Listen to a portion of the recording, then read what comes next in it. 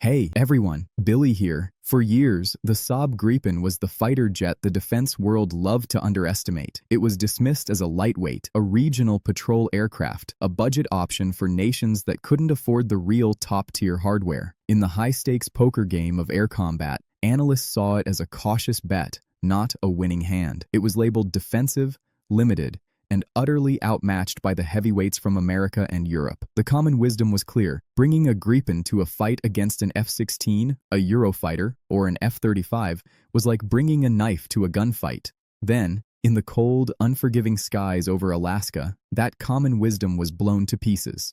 This is the story of how a humble Swedish jet, built by a neutral country with a unique philosophy, shocked the world's most powerful air forces. It's a story of stealthy data links, ruthless efficiency, and a stunning performance that forced NATO's best pilots to completely rewrite their playbooks. And now, as Canada faces a monumental $19 billion decision over whether to stick with the American F-35 or pivot to the Swedish underdog, this forgotten history is more relevant than ever. The Gripen wasn't overrated. The world's assumptions about it were. To understand the shock, you must first understand the prejudice. On paper, the Gripen made for an easy target. It had a single engine, where its rivals had two.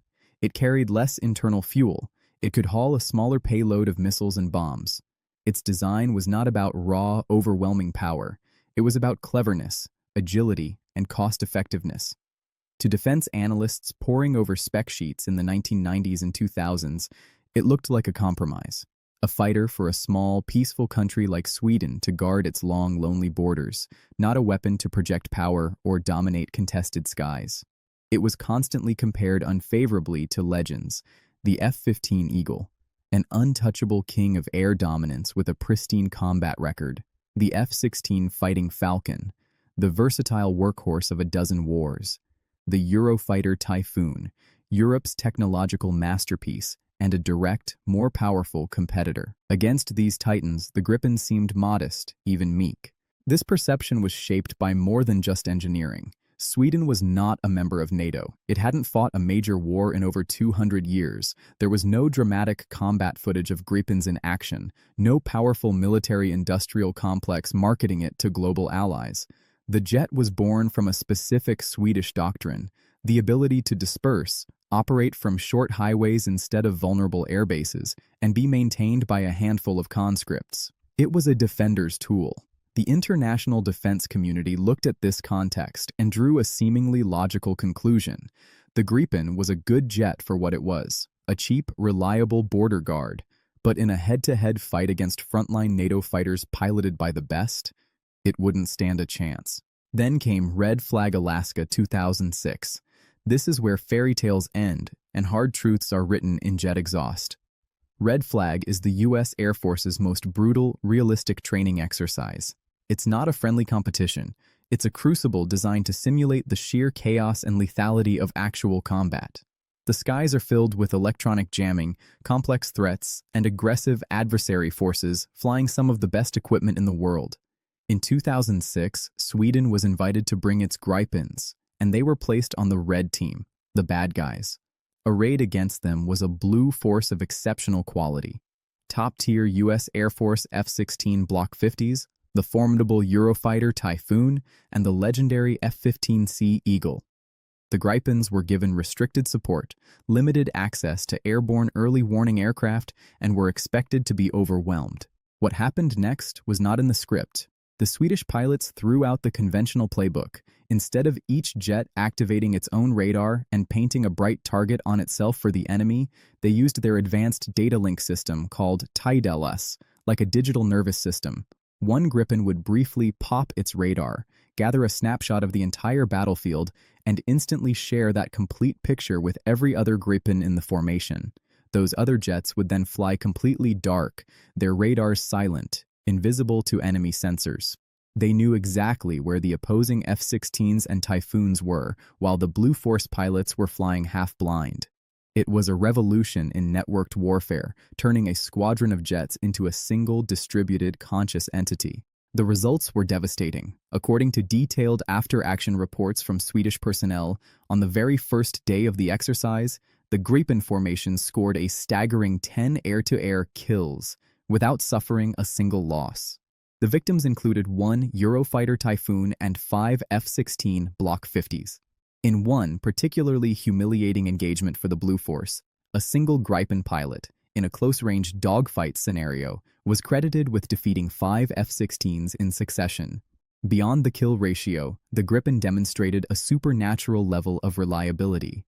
It was the only fighter at the exercise that flew every single scheduled sortie, in all weather conditions, without a mechanical cancellation. While other jets were grounded for maintenance, the Gripen kept flying, sortie after sortie. The defense establishment's first reaction was skeptical silence. The kill numbers came from Swedish sources, and the U.S. Air Force never officially confirmed them.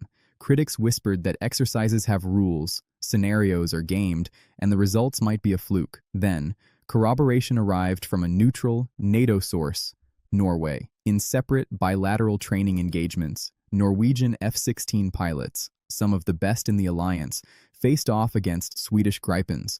The results were lopsided and consistent. In one series, 3 Gripens faced 5 Norwegian F-16s. The Gripens won. They ran the drill again. The Gripens won again. The final tally from these sessions was a crushing 9-to-1 kill ratio in favor of the Swedish jet. This wasn't Swedish marketing anymore. It was a NATO ally publicly logging losses. The evidence was mounting that the Gripen was something special. Yet, the ultimate stigma remained. It was untested in real operations, in the tense, politically charged moments where a mistake means a diplomatic incident or a war.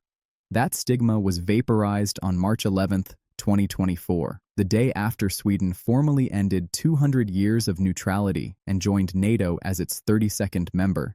Its fighters were on the front line. There was no warm-up period. That morning, Swedish Gripen fighters, alongside Belgian F-16s, intercepted a Russian Il-22 spy plane flying without a flight plan over the Baltic Sea. Later that same afternoon, Swedish Gripens paired with German Eurofighters to intercept a Russian MiG-26. The integration was seamless. The jets communicated, shared data, and operated under NATO command as if they'd been doing it for decades. This wasn't an exercise. This was real-world, high-stakes air policing, and the Gripen performed flawlessly. Months later, deployed to Poland for NATO's air policing mission, Gripens working with British Typhoons conducted regular, tense intercepts of Russian aircraft probing Allied airspace. The jet had graduated from exercise wonder to proven, reliable NATO guardian. It is against this dramatic backdrop of proven performance and shattered myths that Canada's current crisis unfolds. Canada is contractually committed to purchasing 88 F-35A Lightning II stealth fighters from American giant Lockheed Martin. The first 16 have already been delivered. The F-35 represents the pinnacle of American military technology, a stealthy, sensor-fused quarterback in the sky designed to dominate future battlefields. But its path has been marred by astronomical costs, technical delays, and a dependency on the United States for upgrades, maintenance, and secret software code. Now, political winds have shifted dangerously. With Donald Trump back in the White House, threats of sweeping tariffs on all Canadian goods, including aerospace components, have moved from campaign rhetoric to imminent policy. The special relationship feels transactional and fragile. In this climate of uncertainty, Sweden's Saab has presented Canada with a radical alternative, and it's an offer tailor-made for a nation worried about sovereignty and economic blowback. Saab isn't just offering to sell Canada jets. It is offering to build a new industrial pillar in the country. The proposal is for 72 next-generation Gripen E fighters and 6 Saab GlobalEye airborne early warning and control aircraft, which would be developed in partnership with Canada's own Bombardier. Crucially, this would not be mere final assembly. Saab promises a complete production line on Canadian soil.